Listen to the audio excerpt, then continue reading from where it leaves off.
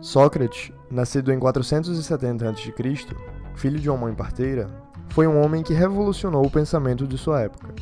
Ele marcou tão fortemente a filosofia que, infelizmente, para seus antecessores, criou-se o termo pré-socrático. Rompendo radicalmente com os pré-socráticos, que se preocupavam com questões relacionadas ao cosmos e à física, contrastando-se com eles, que perguntavam do que são feitas as coisas e qual a natureza delas, Sócrates buscava respostas para as perguntas: como devemos viver e o que seria considerado a vida bem vivida. Antes de filosofar, conheça-te a ti mesmo, pois a vida refletida é a única que vale a pena ser vivida, bem dizia o filósofo. Sócrates passava seu tempo enchendo o saco do povo de Atenas, fazendo perguntas difíceis em relação à política, à virtude, à ética e assim por diante. Ele entrava em diversos diálogos e teve vários alunos. Considerado um moscardo social, ou em grego, mops, incomodava todos que existiam ao seu redor. Por isso, foi sentenciado à morte de tanto questionar os poderes vigentes. Apesar de nunca ter posto a caneta ao papel, ou melhor, o caniço ao papiro, a memória de Sócrates foi bem guardada pelos diálogos de seus alunos Xenofonte, Simon, o filósofo sapateiro, cujos diálogos foram perdidos, e principalmente pelos diálogos platônicos. As escritas de Platão podem ser divididas em três eras, em três períodos. O primeiro período era caracterizado por Platão, que usava Sócrates como um personagem que usava do método helênquico, nunca formando uma ideia própria, e sim sempre refutando as noções comuns de sua época. No segundo período, Platão começa a desenvolver suas próprias ideias, utilizando um método diferente, chamado maiêutica. Nessa época, ele desenvolveu seus principais conceitos, como a teoria das ideias, sua epistemologia, ou seja, sua teoria do conhecimento, e sua teoria acerca da alma, entre outras.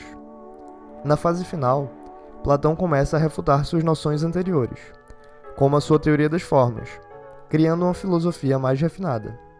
Platão consegue abordar de uma infinitude de temas, levando Alfred Whitehead a dizer mais ou menos que a caracterização geral mais segura da tradição filosófica europeia é o que ela consiste, simplesmente, em uma série de notas de rodapé sobre as ideias previamente exploradas por Platão. Há duas bases para o método socrático de argumentação, a aporia e o elencos. Eu explicarei nesse vídeo ensaio como o método helênquico, no primeiro período de Platão, onde ele usava Sócrates não como um porta-voz, mas como uma figura questionadora, funciona, e como ele leva não à resposta, à verdade platônica, mas aos resultados inconclusivos da aporia. Aporia significando uma dificuldade, impasse, paradoxo, dúvida, incerteza ou momento de contradição que impedem que o sentido de um texto ou de uma proposição sejam determinados. Para provar essa tese, usarei passagens do famoso diálogo platônico, Eutífron.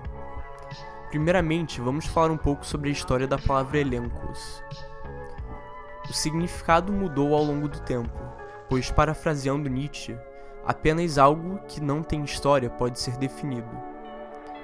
No início, foi usada por Homero, em sua poesia épica, para descrever momentos em que um herói deveria demonstrar um tremendo feito de força, apenas para fazer o contrário e sofrer humilhação.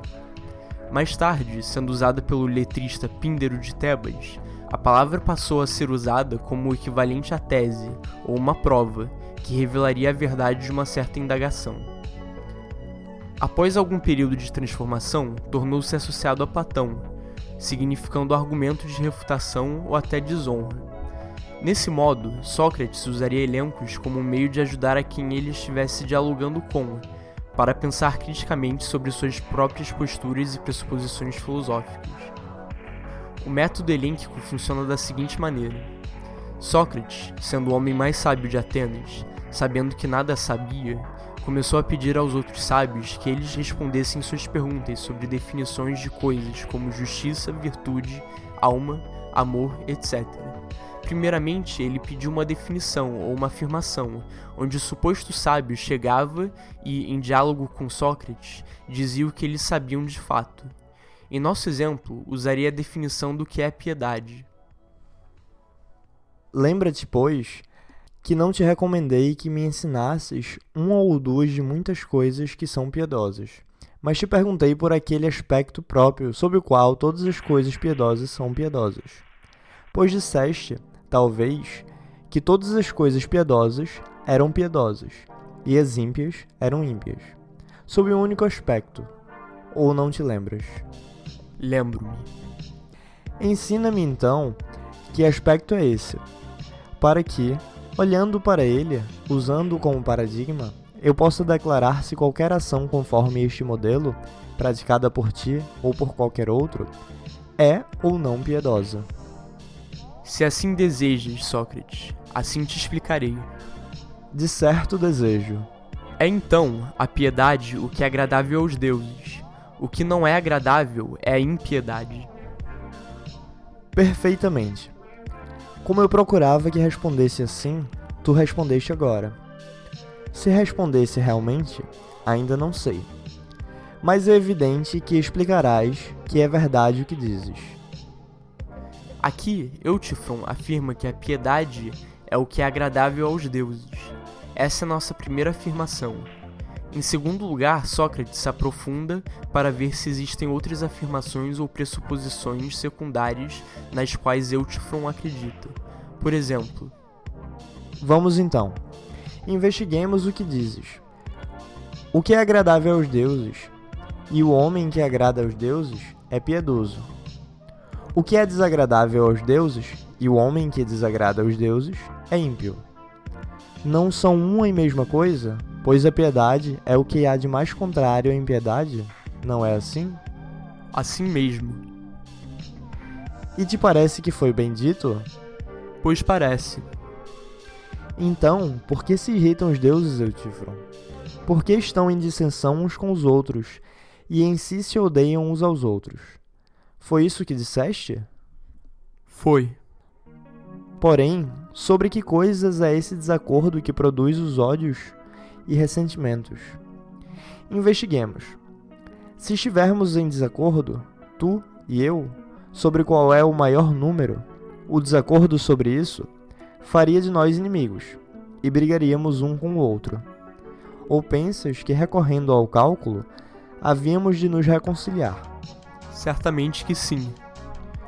Portanto, se também estivéssemos em desacordo sobre o maior e o menor, recorrêssemos à medição, rapidamente cessaria nossa diferença? É isso. E, do mesmo modo, recorrendo às balanças, decidiríamos sobre o que é mais pesado e o que é mais leve? Como não?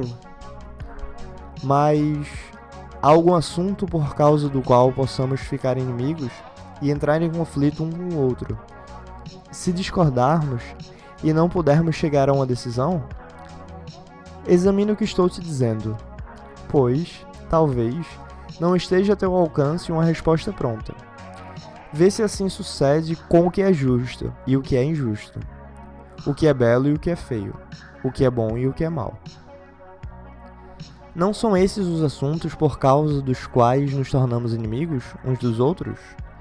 Se estivermos em desacordo e não pudermos atingir uma decisão satisfatória? Se é que nos tornamos inimigos, eu e tu e todos os outros homens? É de fato esse o desacordo, Sócrates, e é acerca dessas coisas. O quê? Os deuses, Eutífron, se discordam entre si, não será por causa disso mesmo? Necessariamente.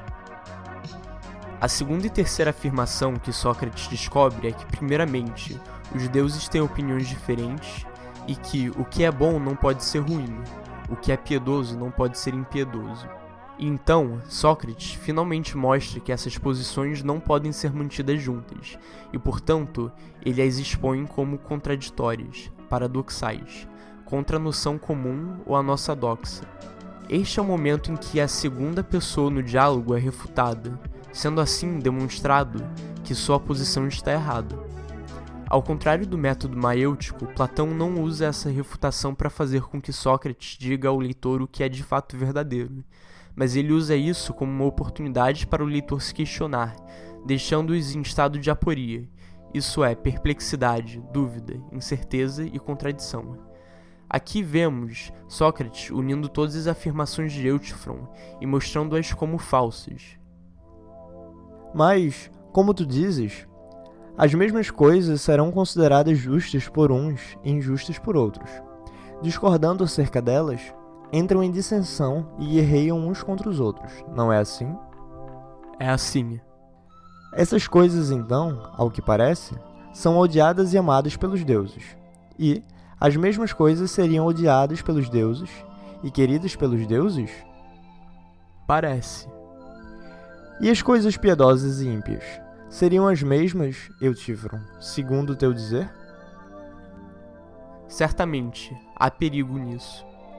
Se o que agrada aos deuses é a definição de piedade, e tanto que é piedoso não pode ser ímpio, e os deuses têm discordâncias, então a afirmação de que o que agrada aos deuses é a definição de piedade é falsa.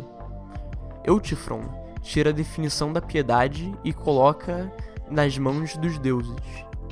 O que a metodologia de Elencos nos ensina é que devemos estar constantemente duvidando de nossas suposições básicas sobre certas afirmações. Devemos chegar à conclusão de que só sabemos que nada sabemos. Agora falaremos da maiêutica, o método do segundo e do terceiro período platônico, onde Sócrates passa a ser somente um porta-voz para a criação das ideias de Platão. Vindo do grego antigo maiêutike, que significa dar à luz ou parir, uma clara referência ao fato de que Sócrates tinha uma mãe que era parteira e de que ele continuaria seguindo a tradição de sua mãe, parindo ideias. A maiêutica tem uma relação muito forte com a ironia. A ironia socrática era, antes de tudo, o método de perguntar sobre uma coisa em discussão, de delimitar um conceito e, contradizendo-o, refutá-lo. Em grego antigo, a palavra eiron, que deu origem à palavra ironia, significa alguém que diz menos do que eles pensam. Logo, a ironia, o questionamento, não era para constranger seu interlocutor, mas antes para purificar seu pensamento, desfazendo ilusões. Não tinha o intuito de ridicularizar, mas de fazer irromper da aporia o entendimento. Porém, sair do estado aporético exigia que o interlocutor abandonasse os seus preconceitos e a relatividade das opiniões alheias, que coordenavam um modo de ver e agir, e passasse a pensar, a refletir por si mesmo. Enquanto o elencos é um método negativo, no sentido que destrói conceitos, que ele nega noções estabelecidas, a maiêutica cria novos conceitos. É uma metodologia positiva. São dois métodos fundamentalmente diferentes. É semelhante ao elencos, pois se passa em forma de diálogo, onde várias ideias são discutidas, provadas como incorretas ou falhas, e onde novas ideias são elaboradas, mas o foco principal é o parir de ideias, a construção de um conhecimento novo. É uma metodologia feita não para derrotar um argumento, mas sim para criar e reforçar este argumento, procurando que derrotaria o seu argumento, modificando-o de acordo com sua necessidade. Vamos utilizar um trecho do diálogo Mênon, de Platão. Sócrates e Mênon estão conversando sobre se a virtude é algo que dá para ensinar e aprender, ou se ela é algo que se herda. Eventualmente, Mênon, de saco cheio do elencos de Sócrates, decide apresentar um paradoxo, o paradoxo do conhecimento. E de que modo procurarás, Sócrates, aquilo que não sabes absolutamente o que é? Pois procurarás propondo-te que tipo de coisa entre as coisas que não conheces? Ou, ainda que, no momento dos casos, a encontres, como saberás que isso que encontraste é aquilo que não conhecias? Esse é um paradoxo genial. Como é que a gente recebe novos conhecimentos? Como é que a gente encontra algo que a gente não sabe o que é? Reestruturando essa pergunta de uma maneira mais clara, mais concisa, se você sabe a resposta para uma pergunta, você não pode receber conhecimento ao perguntar por ela, pois, como eu já disse, você já sabe da resposta. Mas, se você não sabe da resposta, você não vai conhecer a resposta correta quando ela for dada. Logo, você não vai adquirir nenhum conhecimento. Você não pode procurar um conhecimento novo, pois, se você já sabe onde procurar, você já possui esse conhecimento. E, se você não sabe por onde procurar, você nunca possuiria novos conhecimentos. Para resolver este problema, Platão usa a maiêutica e propõe um argumento, bebendo da fonte pitagórica, criando uma teoria sobre o conhecimento e a reencarnação. A saída de Sócrates é a possibilidade do aprendizado como rememoração, o conhecimento como reconhecimento. Platão continua, dizendo por Sócrates que compreendo que tipo de coisas queres dizer, Menon. Vês quão erístico é este argumento que está urdindo, que pelo visto, não é possível ao homem procurar nem o que conhece, nem o que não conhece. Pois nem procuraria aquilo precisamente que conhece, pois conhece. E não é de modo algum preciso para tal homem a procura, nem o que não conhece, pois nem sequer sabe o que deve procurar. Não te parece então que é um belo argumento esse, Sócrates? Não, a mim não parece. Pode dizer por quê? Posso sim, pois ouvi homens e também mulheres, sábios em coisas divinas. Homens e mulheres que dizem que palavras? Palavras verdadeiras, a mim pelo menos parece, e belas. Que palavras são essas? E que são os que falam? Os que falam são todos aqueles entre sacerdotes e sacerdotisas, a quem foi importante poder dar a conta das coisas que se consagram. E também fala Píndaro, e muitos outros, todos os que são divinos entre os poetas. E as coisas que falam são estas aqui. Examina se te parece que falam a verdade. Dizem eles, pois, que a alma do homem é imortal, e que ora chega ao fim, e eis aí o que se chama morrer, e ora nasce de novo, mas que ela não é jamais aniquilada. É preciso, pois, por causa disso, viver da maneira mais pia possível, pois aqueles de quem Perséfone e expiação por uma antiga tiver falta recebido, ao sol lá em cima, no 9º ano, as almas desses ela de novo envia. E dessas almas, reis ilustres e homens impetuosos pela força, ou imensos pela sabedoria se elevam. E pelo resto dos tempos, como heróis impolutos são invocados pelos homens. Sendo então a alma imortal, e tendo nascido muitas vezes e tendo visto as coisas que estão aqui, quanto as que estão no Hades, enfim todas as coisas. Não há o que não tenha aprendido, de modo que não é nada de admirar, tanto com respeito à virtude quanto aos demais.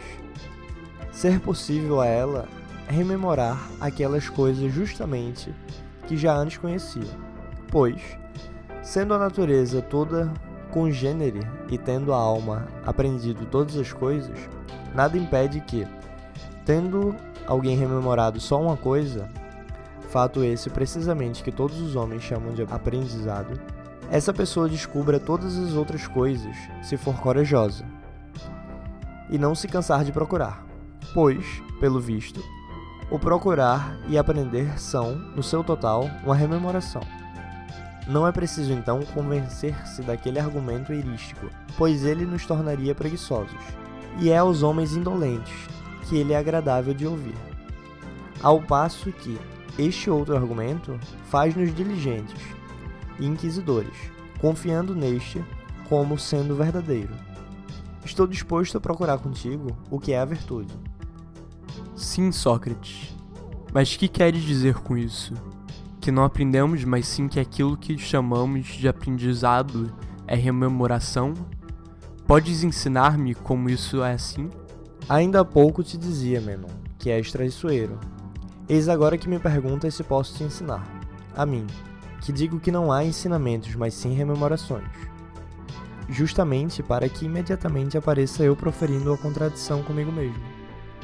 Não, por Zeus, Sócrates, não foi visando isso que disse o que acabei de dizer, e sim por maneira de falar. Mas se de alguma forma podes mostrar-me que é assim como dizes, mostra.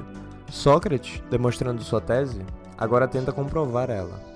Ele pega do Teorema de Pitágoras como uma demonstração de que nós já possuímos certos conhecimentos, prévios à nossa atual vida. Sócrates chama um escravo jovem de Mênon e procede a perguntá-lo uma série de questões sobre geometria. Isso não é fácil, entretanto, estou disposto a empenhar-me por tua causa. Chame-me, pois, um desses muitos servidores teus que aí estão, qualquer que queiras, para que com ele eu te faça uma demonstração. Perfeitamente. Tu aí, vem cá. Ele é grego, não? E fala grego? Com toda certeza, é nascido na casa. Presta por atenção para ver qual das duas coisas ele se revela a ti como fazendo, rememorando ou aprendendo comigo. Pois prestarei. Diz-me aí, menino, reconheces que uma superfície quadrada é desse tipo? Reconheço. A superfície quadrada, então, é uma superfície que tem iguais todas essas linhas, que são 4? Perfeitamente. E também não é uma superfície que tem iguais essas linhas que atravessam pelo meio? Sim. E não é verdade que pode haver uma superfície desse tipo, tanto maior quanto menor? Perfeitamente. Se então esse lado for de 2 metros, e este de 2, de quantos metros será o todo? Examina da seguinte maneira. Se por este lado fosse de 2, e por este de 1 só metro, a superfície não seria, de uma vez, de 2 metros? Sim. Mas, uma vez que por este também é de 2 pés, a superfície não vem a ser de 2 vezes 2? Vem a ser. Logo, ela vem a ser de 2 vezes 2 metros. Sim. Quanto a então, 2 vezes 2 metros? Faz o cálculo e diga-me a resposta.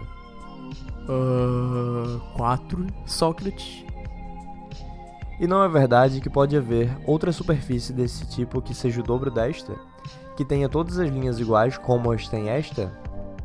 Sim. De quantos metros então será? 8. Vê lá. Tenta dizer-me de que tamanho será cada linha dessa superfície. A linha desta superfície aqui é, com efeito, de 2 pés. E a linha daquela superfície, que é o dobro. Mas é evidente, Sócrates, que será o dobro. Vês, Mênon, que não estou ensinando isso absolutamente, e sim estou perguntando tudo? Neste momento, ele pensa que sabe qual é a linha da qual se formará a superfície de 8 metros. Ou não parece que ele pensa que sabe? Sim, me parece que sim. E sabe? Certamente não. Mas acredita, sim, que a superfície será formada a partir da linha que é o dobro desta. Sim. Sócrates, até agora, mostrou como o escravo é falho e não entende de geometria. Mas agora ele vai lhe mostrar como o escravo pode chegar por meio da rememoração a calcular como seria uma área do dobro da original, que seria 4 metros quadrados. Primeiro, o escravo erra, pensando que ao dobrar os lados, ele dobra a área, quando de fato ele simplesmente faz com que a área fique 4 vezes maior. Se ele dividir o quadrado maior de 4 por 4 em quadrados equivalentes, como ele separou o quadrado original, o escravo percebe que cometeu um erro, que a nova área é 4 vezes maior que a original, e não 2 vezes maior. Pois 4 vezes 4 equivale a 16 metros quadrados, e não 8. Sócrates, então explicando, que a área do quadrado de 16 metros quadrados surge da linha de 4, e a de 4 metros quadrados surge da linha de 2. Então o escravo conclui que 8 metros quadrados surgiria de uma linha de comprimento entre a de 2 e a de 4. Então, qual deve ser o tamanho da linha? Pergunta Sócrates ao escravo. 3, responde o escravo. Sócrates então demonstra que 3 vezes 3 é igual a 9 metros quadrados, e não 8. Então, Sócrates explica ao escravo que ao cortar um desses quadrados de 4 metros quadrados ao meio, nós recebemos a metade da área original, ou seja, 2. Ao pegar todas as metades dos quadrados, criando esta área, Sócrates pergunta ao escravo a área do quadrado total. Mas o escravo não compreende. Sócrates pergunta então qual a área dessa diagonal, do quadrado de 2 por 2. E o escravo responde que equivale a 2 metros quadrados. Então, Sócrates faz sua última pergunta.